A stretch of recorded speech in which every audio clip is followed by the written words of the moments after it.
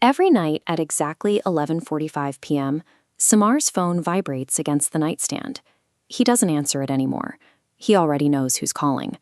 The caller ID always traces back to a specific landline in Udyog Vihar, Gorgon. The number belongs to Saffron BPO, a massive call center that was permanently shuttered and abandoned months ago. But if he were to pick up, he wouldn't hear dead air. Through a thick layer of static, a familiar voice would deliver a perfectly standard, lifeless corporate greeting. "Hello, Rose this side. How can I help you?" Samar quit his job at Saffron the morning after he barely escaped the building. So why is this entity still hunting him? How does a haunting follow you home when the office itself sits empty?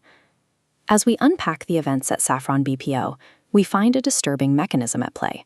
Physically running away from a cursed location fails to sever the connection when the trauma is woven directly into the system you're plugged into. To understand the source of these calls, we have to go back to the night shifts at Saffron BPO. The environment was an endless sea of glowing monitors and headset chatter.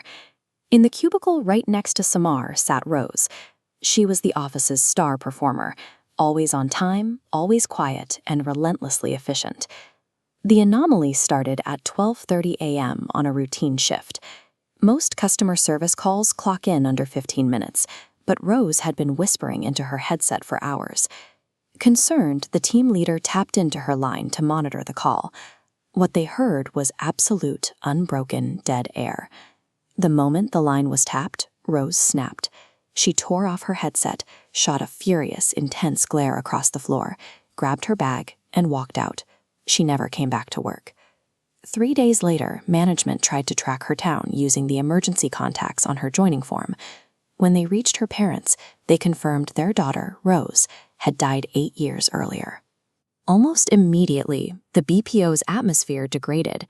A female agent rushed out of the washroom, pale and shaking, reporting that as she washed her hands, she saw Rose standing right behind her in the mirror, wearing her standard white shirt, but with eyes glowing blood red.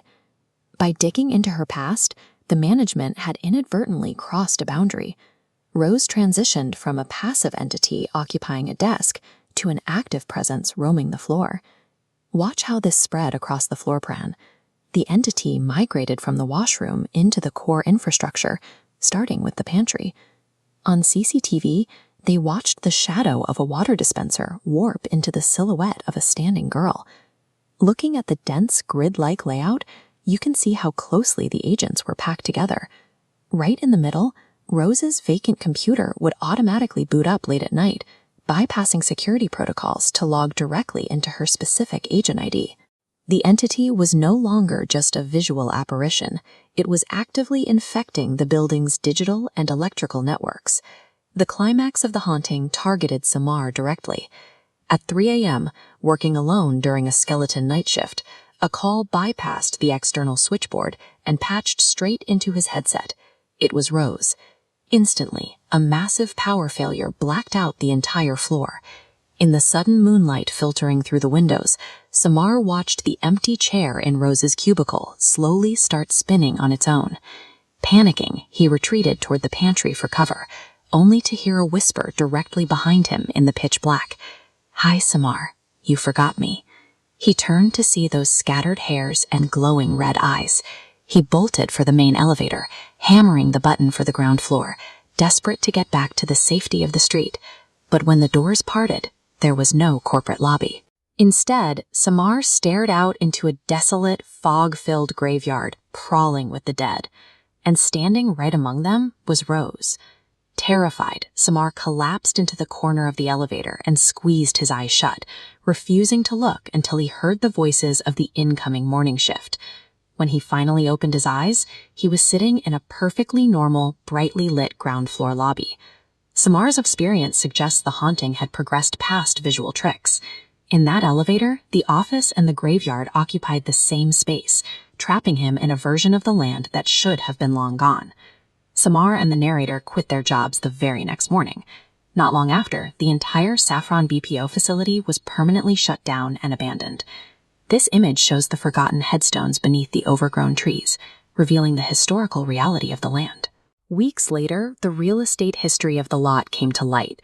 The corporate glass and steel building had been constructed directly on top of a demolished cemetery. This introduces the concept of necroarchitecture, the practice of developing modern commercial infrastructure directly over sacred resting places without any attempt to clear or relocate the remains. By driving foundations into the graves, telecom lines acted like roots, creating a conduit for spirits to reach the living. That unbroken link brings us back to Samar's vibrating phone. The servers remain rooted in that burial ground.